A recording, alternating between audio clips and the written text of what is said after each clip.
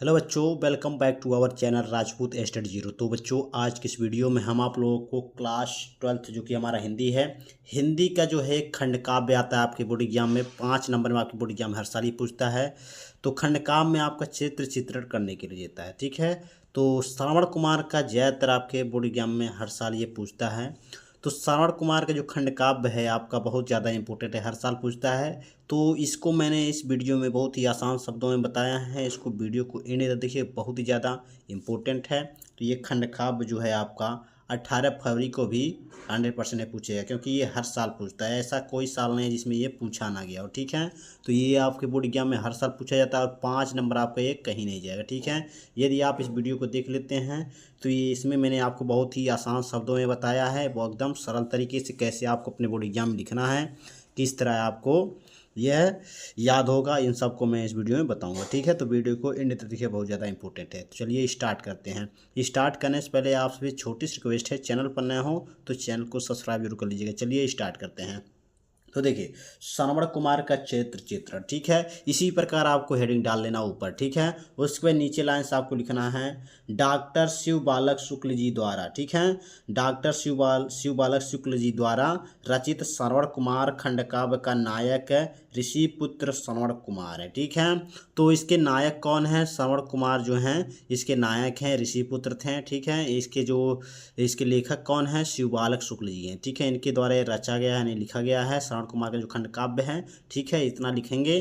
तो उसके बाद देखिए आगे लिखेंगे, सरयू नदी के तट पर, ठीक है। सरयू नदी है, उसके तट पर अपने अंधे माता पिता के साथ एक आश्रम में रहते थे। कौन? जो श्रवण कुमार जी हैं वह अपने अंधे माता पिता के साथ कहाँ रहते थे? एक आश्रम में रहते थे, सरयू नदी पर, ठीक है। आगे देखिए, कवि ने श्रवण कुमार के चरित्र को बड़ी कुशलता पूर्वक चित्रित किया है। जो कवि हैं शिव बालक शुक्ल जी, वह जो हैं श्रवण कुमार के चरित्र को बहुत ही कुशलता पूर्वक क्या किया है? चित्रित किया है, लिखा है, ठीक है। उसके बाद आगे लिखेंगे, उसकी चारित्रिक विशेषताएं निम्न हैं। किसकी चारित्रिक विशेषताएं निम्न है? श्रवण कुमार की, ठीक है। जो चारित्रिक विशेषताएं हैं बहुत ही आसान तरीके से बताया गया है। कौन कौन से हैं? तो चलिए पहला हेडिंग डालेंगे। देखिए, ज़्यादा नहीं, आपको 80 शब्द में पूछता है तो 2-3 हेडिंग डालकर लिख देना है, बाकी आपका हो जाएगा, ठीक है। तो कैसे लिखना है, कौन कौन हेडिंग, बहुत ही आसान आसान बताएंगे, देखिए। तो देखिए, पहला आपको मातृ पितृ भक्त है, यानी कि इनके माता पिता के जो बड़े भक्त थे, यानी कि श्रवण कुमार बहुत ही एक मातृ पितृ भक्त थे, उनके बारे में लिखना है, ठीक है। तो मातृ पितृ भक्त हेडिंग डालेंगे। उसके बाद लिखेंगे श्रवण कुमार का नाम लिखेंगे। श्रवण कुमार एक आदर्श मातृ पितृ भक्त थे, ठीक है।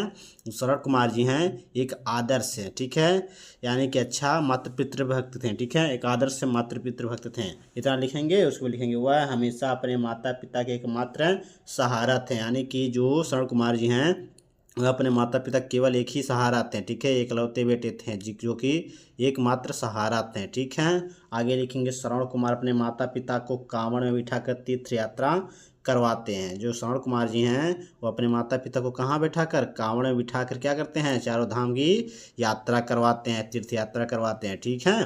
देखिए, इससे उनके मातृ पितृ भक्त होने का प्रमाण मिलता है, ठीक है। इससे उनके मातृ पितृ भक्त होने का क्या मिलता है? प्रमाण मिलता है, कि यह पता चलता है कि वह मातृ पितृ भक्त हैं। किस कैसे पता चलता है? कि वह जो है कांवड़ में बिठाकर अपने माता पिता को क्या करते हैं? तीर्थ यात्रा करवाते हैं, ठीक है।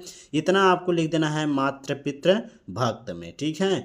मातृ पितृ भक्त में हेडिंग डालने के बाद ये इतना लिख देंगे। उसके बाद अगला हेडिंग हमारा हेडिंग इसमें पड़ेगा, वो पड़ेगा सत्यवादी, ठीक है।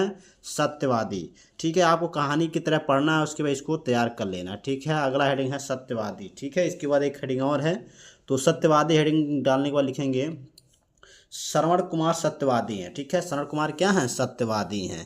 तो कैसे सत्यवादी हैं, चलिए आगे देखते हैं। जब राजा दशरथ ब्रह्म हत्या की संभावना प्रकट करते हैं, ठीक है। जब राजा दशरथ ब्रह्म हत्या की संभावना को क्या कहते हैं? प्रकट करते हैं, यानी कि कहते हैं कि हमसे ब्रह्म हत्या हो गया, ठीक है। तो वह उन्हें साफ साफ बता देते हैं। कौन बता देता है? श्रवण कुमार जी बता देते हैं कि वह ब्रह्म बालक यानी कुमार है, यानी कि ब्रह्म बालक नहीं है, ठीक है।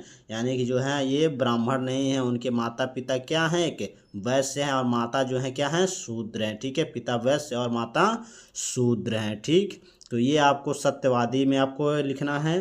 तो ये सत्यवादी आप लिख लेंगे। उसके बाद एक हेडिंग और है आपका, उसमें चलिए बता देते हैं क्या लिखना है आपको। तो ये आपका एक हेडिंग ये है क्षमाशील, ठीक है। क्षमाशील। तो क्षमाशील हेडिंग डालने के बाद लिखेंगे इसमें श्रवण कुमार स्वभाव से ही बड़ा सरल थे। ठीक है, स्वभाव से बहुत ही सरल थे, यानी ठीक है स्वभाव से बहुत ही क्या थे, सरल थे। ठीक है, आगे देखिए, उनके मन में किसी के प्रति ईर्ष्या द्वेष का भाव नहीं था, यानी कि वह किसी से जलन नहीं रखते थे, ईर्ष्या नहीं रखते, द्वेष यानी कि जो है क्रोधित नहीं होते थे। ठीक है, किसी से उनके मन में ये स्वभाव नहीं था। ठीक है, राजा दशरथ द्वारा छोड़े गए बाण से आहत होने पर भी उनके मन में किसी भी प्रकार का क्रोध उत्पन्न नहीं होता, यानी जो राजा दशरथ थे जब उन्होंने बाण छोड़ा था तो जो उनके शरीर में बाण लगा था तो उससे आहत होने पर यानी कि चोट उनके शरीर में लगा था, लेकिन उसके बावजूद भी उन्होंने राजा दशरथ को जो है कुछ कहा नहीं। ठीक है, वो उन पर क्रोधित नहीं हुए। ठीक है, बल्कि उनका एक विपरीत, उसका विपरीत यानी उल्टा ही उनका क्या किया, सम्मान किया। किसका, जो है राजा दशरथ का उन्होंने क्या किया, सम्मान किया। ठीक है, तो ये था उनके अंदर। ठीक है, क्षमाशील थे। ठीक है, क्षमाशील में आपको इतना ऐसे लिखना है। तो ये आपको 3 हेडिंग लिखना है। ठीक है, आप चाहें तो इसको छोटा छोटा भी कर सकते हैं। हमने इसलिए इतना बताया, इतना बड़ा बड़ा कि ताकि आप सभी को दिमाग में बैठ जाए, आके आपको इतना जो है आपको आ जाए। ठीक है, इसको कहानी की तरह पढ़ लीजिए। इसको जो है आप क्या कीजिए, इसके शॉर्ट ले लीजिए सबका और उसके बाद इसको लिख लीजिए। ठीक है, नोट्स बना लीजिए, क्योंकि नोट्स बहुत ज़्यादा ज़रूरी है, क्योंकि आपका जो है बोर्ड एग्जाम बहुत नज़दीक आ चुका है। ठीक है, तो ये आपका बोर्ड एग्जाम में जो है जो टॉपिक आपका जो है फिक्स टॉपिक है उसको पहले तैयार कर लीजिए, उसके बाद छूटेगा उसको बाद में तैयार कीजिएगा। ठीक है, तो इस तरह आपको तैयार करना है। तो आज जो हमारा टॉपिक था खंडकाव्य था, जो कि मैंने आप सभी को बताया, बहुत ही ज़्यादा इंपॉर्टेंट है। तो कैसा लगा वीडियो कमेंट बॉक्स में जरूर बताइएगा। चैनल पर नए हो तो चैनल को सब्सक्राइब जरूर कर लीजिएगा, नोटिफिकेशन ऑन कर लीजिएगा। चलिए मिलते हैं आपसे नेक्स्ट वीडियो में। धन्यवाद।